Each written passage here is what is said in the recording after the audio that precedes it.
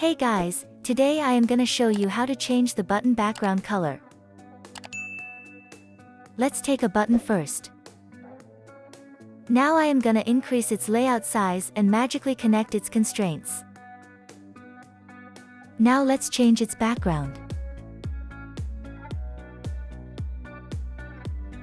Here you can see, the background color doesn't change. Now we have two methods to solve it. In the first method, go to themes.xml.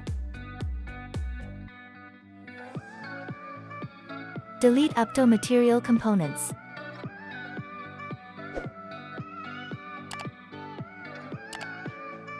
Now write app compat light dark action bar.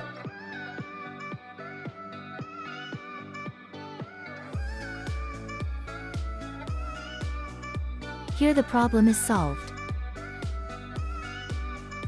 For the second method, delete this button tag, and use app compat button.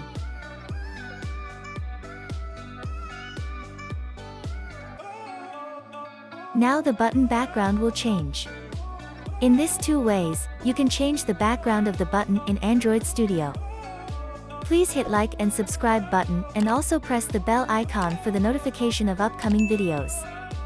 Also, share this video. Thanks for watching.